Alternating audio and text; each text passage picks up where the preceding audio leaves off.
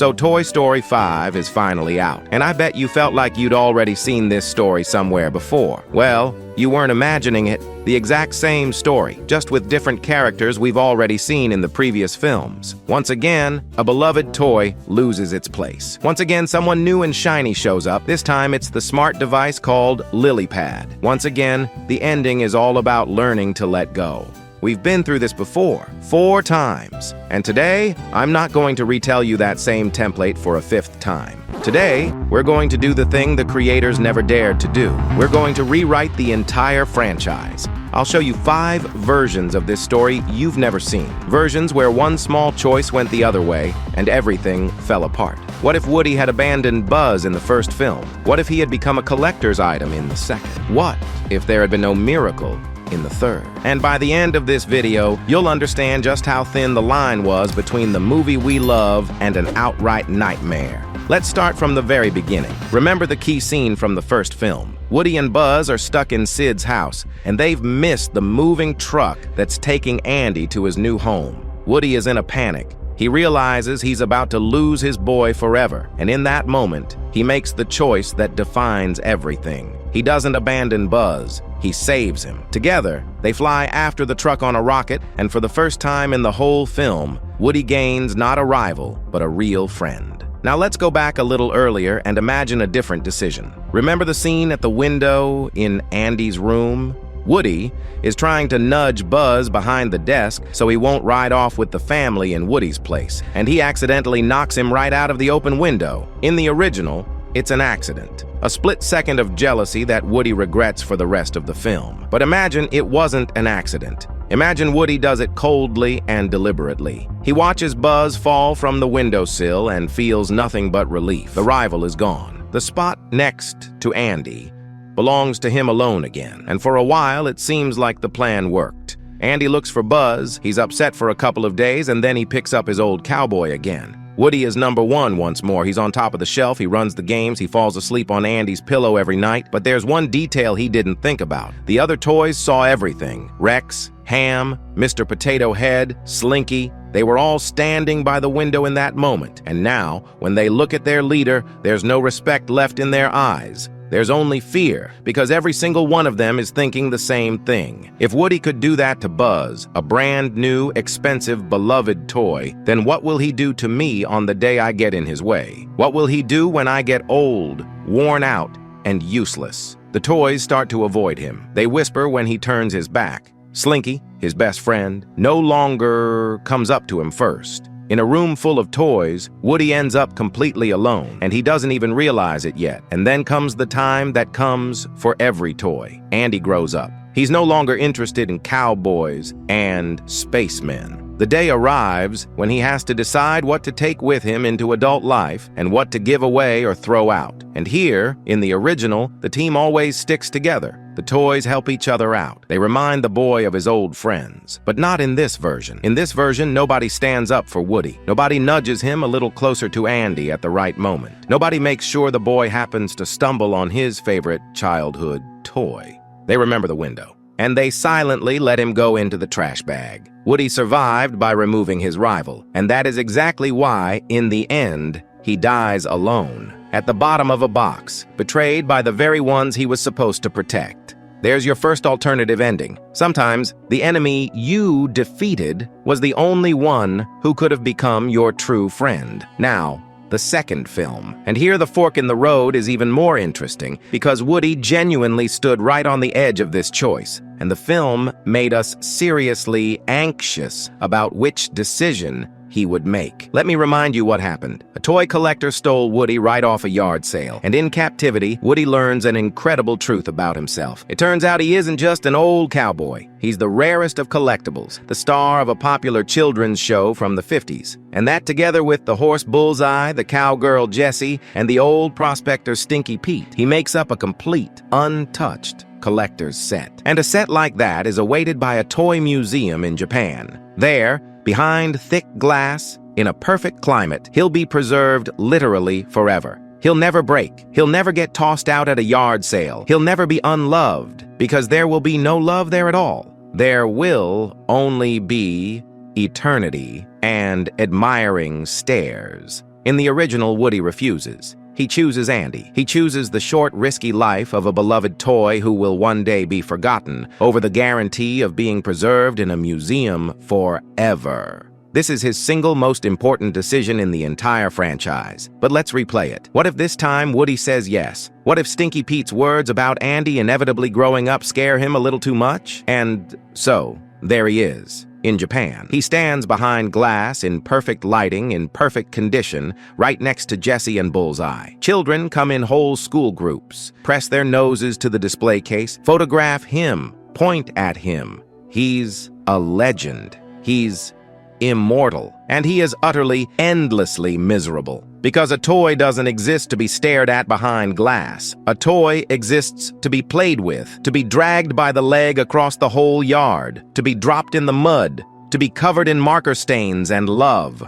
Those scratches and scuffs are the very life of a toy, and Woody behind the glass will stay clean and untouched forever, as if he had never really existed at all. The scariest thing in this version is that Stinky Pete turns out to be completely right. Remember his words about how Andy will grow up and forget Woody the way all children do? In this reality, Woody accepts that truth as a final verdict and hides from it behind museum glass. He chooses not to truly live, just so he never has to go through that pain of separation he fears more than anything in the world. And now the cruelest twist of this version. Many, many years go by. And one day, a grown-up Andy walks into that toy museum. No longer a boy, but a man, holding his own child by the hand. They stroll through the halls, and suddenly Andy stops in front of one of the display cases. He looks at the old cowboy in the cowboy hat, and for one brief second, something flickers in his eyes. Some faint, warm, distant feeling he can't quite put a name to. He almost remembers. Almost. But the memory slips away. He shrugs, smiles at his child, and walks on to the next hall. And Woody, who chose eternity precisely so that Andy would never forget him, ends up forgotten anyway. Only now there's thick glass between them, and he can't even reach out a hand to say goodbye. That is the real price of immortality for a toy. You can preserve yourself forever, but lose everything that made existing worth it in the first place. On to the third film. And here we have to talk about the scene that traumatized an entire generation of viewers all over the world. The garbage processing plant, the enormous furnace, the toys sliding down a giant funnel straight toward the roaring fire, and at some point realizing there's no way out anymore. And then they stop panicking. They stop fighting. They quietly take each other's hands. Woody takes Jessie's hand, and all together, they prepare to accept their fate as one family. In the original, they're saved at the very last second. A huge mechanical claw, operated by those same little green aliens, snatches them out of the machine. A miracle. To this day, a lot of viewers argue that this rescue was too convenient, too fairy tale for such a serious moment, that a truly brave, honest film would have ended that scene differently. So let's take a look at that brave version. What if there had been no claw? What if the miracle hadn't happened? The toys burn. Every last one. Woody, Buzz, Jessie, Rex, Mr. and Mrs. Potato Head. The whole team. The film could have ended right there, on that unbearable note, and become the darkest animated movie in the history of a major studio. But the real horror of this version isn't even the death of the toys. The real horror is what happens afterward, in Andy's house, where he knows nothing. Because remember how the plot works. Andy leaves for college. He never opened that box of toys to say goodbye to each of them in person. He sincerely believes he gave his old friends into good hands to a sweet little girl named Bonnie, who will love them just as much as he once did. Andy gets in the car and drives off into his new adult life, carrying a warm, bright memory that his childhood found a worthy continuation. But there is no continuation. The toys turned into a little pile of ash at the city dump long ago. It happened at the exact moment Andy was smiling, waving to his mom, and pulling out of the driveway. And here's what makes this version truly monstrous. Not the death, the not knowing. But if that had been the ending, we would never have gotten a continuation of the film. So there's an alternative version, the daycare one. In this version, Woody uncovers Lotso's cunning scheme just in time. Instead of escaping, he stages a public exposure in front of every resident of the daycare. The toys find out how Lotso ruined Big Baby's life and deceived all the rest. The dictator bear loses his authority. The residents of Sunnyside cast Lotso out, and freedom takes hold in the daycare. Woody goes back to Andy to say goodbye. He realizes his time as one boy's personal toy has passed, but here in the daycare he's needed by hundreds of children. The cowboy gathers his friends at Sunnyside. The toys build a perfect system. They organize shifts so that no one gets broken in the caterpillar room. The little ones learn to be gentle, and once they grow up, they move on to the butterfly room, where old friends are waiting for them. Buzz and Jesse run the evening celebrations. Moving on, the fourth film. In its day, it split the fans right down the middle, and people argue about it to this day. In the finale, Woody does something absolutely nobody expected from him. He doesn't go back home to Bonnie with the rest of the toys. He stays at the carnival with the long-lost Bo Peep. He chooses freedom, the open road, and the life of a lost toy who decides for herself who and when she belongs to. Some viewers called it a beautiful, mature, hard-earned conclusion to his journey. Others called it an outright betrayal of everything Woody had sacredly believed in for 4 films straight, because his entire philosophy, his whole inner backbone, rested on one simple idea. A toy must be there for its child, whatever the cost. And in the very finale, he went and broke that idea. So, let's look at the version where Woody stays true to himself to the end, where at the last moment he tells Bo no, climbs back into Bonnie's backpack, and rides home to his team. You'd think, there it is, the right decision. Loyalty to one's principles. Everything, as it should be. But there's one problem, and the fourth film itself showed it to us clearly and honestly. Bonnie doesn't love Woody. Not at all. She forgets him in the closet for weeks on end. She doesn't take him to kindergarten. Her real favorite toy is Forky, a crooked little craft made from a plastic spork, googly eyes, and pipe cleaners that she made with her own hands on her very first day. Next to that little craft, Woody is just empty space to her, an old cowboy she inherited and that nobody really needs. And so in this alternative version, Woody stays exactly where he isn't needed. Day after day, week after week, he lies in the dark closet and watches through the crack as Bonnie happily plays with completely different toys. He, who defined himself his whole life with one proud phrase, "I'm Andy's toy," is now nobody's toy at all, just an old forgotten thing gathering dust on a back shelf. And somewhere out there, far beyond the window, in the lights of the night carnival, Bo Peep remains. The very freedom and the very life he turned down with his own hands for the sake of loyalty to a child who was completely indifferent to him. And you know what's the most bitter thing in this version? Woody was right. Woody stayed true to his principles all the way to the end. He didn't betray his philosophy. He acted exactly the way he always had. And that is exactly why he's deeply unhappy. Because sometimes loyalty to an old idea that stopped working long ago is just a pretty word hiding an ordinary fear of change. And now we've finally reached the fifth film, the one with the record low rating, which we'll come back to at the very end. The story of a smart device named LilyPad, who with her mere appearance makes all ordinary toys hopelessly outdated and unnecessary. And the creators once again played it as safe as possible. They made LilyPad not a real villain, but more of a lost, kind soul who in her own way sincerely wants the best for Bonnie. And once again, for the 5th time in a row, they carefully steered toward a warm, cozy, reconciling ending about friendship, about acceptance, and about how there's room in the heart for everyone. Safe, predictable, exactly the way everyone expected. And now, let's imagine a genuinely bold version of the 5th film. The version where LilyPad is right. Because let's be honest, just between us, Woody is 60-year-old technology. Pull the string on his back, and he'll say one of 15 pre-recorded phrases. That is absolutely all he's capable of. And LilyPad is a full-fledged artificial intelligence. She remembers a child's name and habits. She learns from his behavior and adapts to him. She answers any question, tells endless new stories, never repeats herself. And every week, she only gets smarter after another update. A simple piece of painted plastic with a string inside objectively, by every measure, cannot compete with a living, thinking machine. And the most important part is that the toys themselves understand this perfectly well. And here is what an honest, grown-up ending to this film could have been.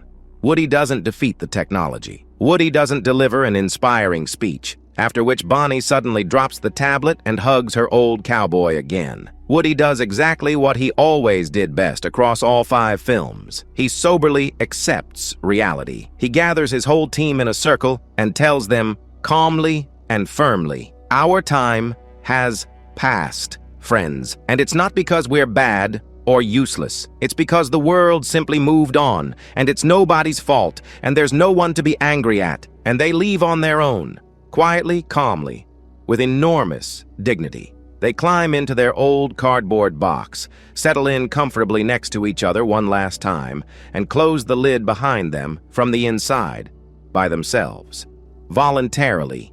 Not because their theory were thrown out, not because they stopped being loved, but because they loved their child enough to understand the exact moment when you have to step aside in time and not get in the way of him growing up. That would have been an ending, not another fairy tale about how the old and the good always beats the new and the soulless, but an honest, quiet conversation about how everything in the world has its time, and true maturity is the ability to admit when that time has come. And now, at the very end, let's come back to where an ordinary video would have started. The story is interesting, the animation is still flawless, but there's exactly zero originality in it. The creators took the very same formula they invented and launched all the way back in 1995 and simply swapped out the scenery one more time. A beloved toy versus a shiny new technology. Old attachment versus relentless progress. All the same, by the same template, for the 5th time in a row. And do you understand the main point here? The creators made essentially the same film 4 and now 5 times,